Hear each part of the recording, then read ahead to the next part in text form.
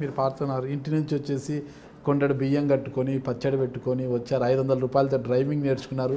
డ్రైవింగ్తో అంటే శ్రీనివాస్ రెడ్డి గారు ఇచ్చిన ఆశ్రయం కారణంగా మీరు అక్కడ హోటల్లో పని చేసుకుంటే ఏదో వాళ్ళు ఇచ్చిన పెట్టిన తినుకుంటూ అలా ముందుకు పోయి డ్రైవింగ్ నేర్చుకున్నారు. ఎటకేలకు ఎవరో ఒకరు పాపం మీ మీద దయ చెక్లం శ్రీనివాస్ గారి దగ్గర డ్రైవర్గా పెట్టించారు, ఆడ డ్రైవర్గా చేశారు. ఆయన చనిపోవడంతో బిఎన్ రెడ్డి గారి దగ్గరికి వచ్చారు. బిఎన్ రెడ్డి గారి దగ్గర నుంచి మళ్ళా అక్కడ వెళ్ళారు. మీరు అక్కడికి వెళ్ళిన తర్వాత కోమటిరెడ్డి వెంకటరెడ్డి గారి దగ్గర ఉన్నప్పుడు కాంగ్రెస్ పార్టీ మీద కావచ్చు, కాంగ్రెస్ పార్టీ నాయకుల మీద కావచ్చు మంచి మంచి పాటలు పాడారు మీరు. అప్పుడు మీకు మంచి గుర్తింపు కూడా వచ్చింది. ఎంత అంటే కోమటిరెడ్డి వెంకటరెడ్డి గారే మిమ్మల్ని చూసి ఈర్ష్యపడేంతలా గుర్తింపు వచ్చింది. ఓకేనా? మిమ్మల్ని అరే ఏంటి వీళ్ళందరూ పొగుడుతున్నారు, వీడి పాటలు వీడి వల్ల నాకెక్కడ డ్యామేజ్ అవుతుందో అన్నంత ఈర్ష్య వచ్చింది. ఏంటి అసలు అంతలా పాటలు పాడుతూ వచ్చారు మీరు అప్పుడు?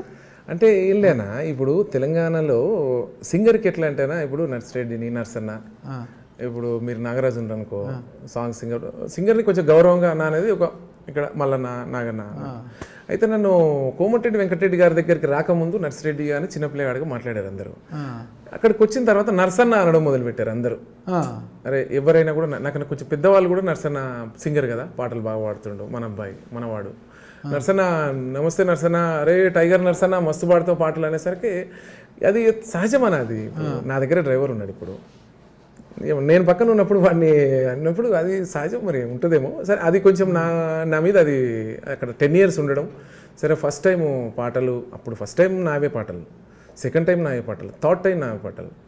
ఇక థర్డ్ టైం 3 సార్లు గెలిచాడు కదా, ఇక అప్పటికి గవర్నమెంట్ వచ్చింది, రాజశేఖర్ ఉన్నాడు, ఇక వీడు అవసరం లేదు అనుకున్నాడు అనుకుని సరే అప్పుడు గవర్నమెంట్ డ్రైవర్లు వాళ్ళు వీళ్ళు. రాజశేఖర రెడ్డి గారు కూడా మీ పాటలకు ఫిదా అయిపోయి మిమ్మల్ని పేరు పెట్టి పిలిచేంత వరకు వచ్చింది. అంటే వెంకటరెడ్డి గారు అంటే వెళ్ళేవారు, వెళ్తూ అప్పుడు కాంగ్రెస్ పార్టీ మీద మీరు పాట పాడారు, రాజశేఖర రెడ్డి గారి మీద పాట పాడారు.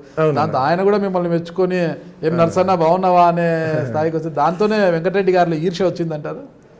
అట్లా ఏం కాదన్నా, అది చెప్పలేము. సరే అంటే నేను first time okay, second time third time వరకు పాటలు ఎగరడం దునకడం పాటలు అన్నీ చేస్తూ ఉన్నా.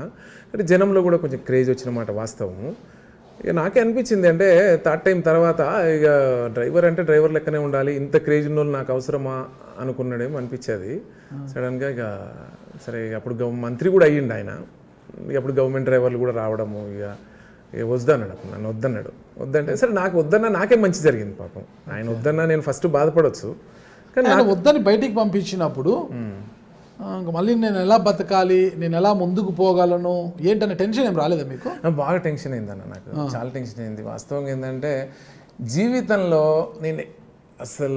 నేను నాకు గుర్తు తిరిగిన దగ్గర నుంచి ఇక్కడి దాకా ఏ ఒక్కరోజు కూడా నేను బాధపడలే.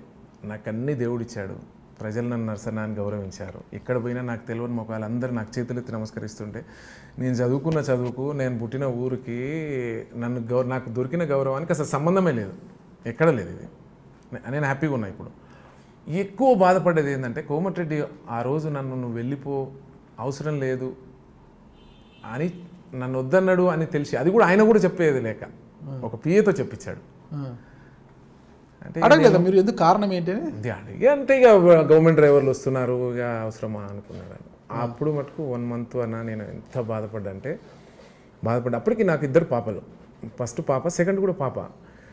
ఇక కాకుండా ఆయన మా అమ్మ లెక్కనే అనుకునేమో, నా కొడుకు ఏమైనా బతుకుతాడులే అన్న మా అమ్మ అనుకున్నట్టు, మరి మావాడు ఎట్లయినా పైకి వస్తాడు ఆయనకు నమ్మకం ఉందిలే, నమ్మకం ఉందే అనుకుంటాను నేను. కానీ సరే ఇంట్లో కూర్చొని ఆలోచించుకున్నా, బాగా బాధపడ్డా, ఆలోచించిన నా వైఫ్ నేను అసలు చాలా టెన్షన్ పడ్డాము. అసలు మనకి ఎవ్వరు తెలియదు, కోమటిరెడ్డి అంటే శ్రీరాముడు, నేను హనుమంతుడు లెక్క అన్నట్టు. అసలు మామూలుగానా, అసలు ఎదురు ఓడన్నా వచ్చి అవతల పార్టీ వాడు వస్తుండ అంటే ఎత్తుకోవడం, ఇంకా మా అన్న వెంకన్నంటే నా అన్న వెంకన్నంటే గుండాల గుండెలది, అన్న వెంకన్నంటే గుండాల గుండెలది, రౌడీల దస్తు సచ్చే రౌడీల ఎత్తుకునేది, గొంతు ఎత్తుకునేది. అవతల కమ్యూనిస్టులు ఉంటే అసలు ఎత్తుకునేది, అసలు కమ్యూనిస్టులే వర్సెస్ కమ్యూనిస్ట్ ఉండేది అక్కడ.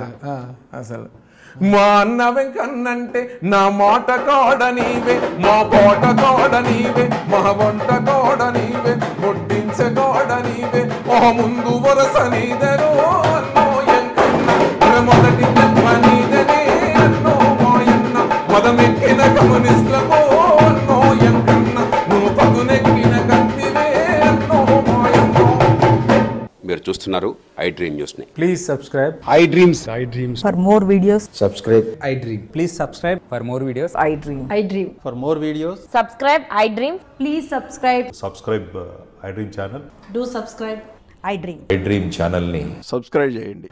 Do watch I dream.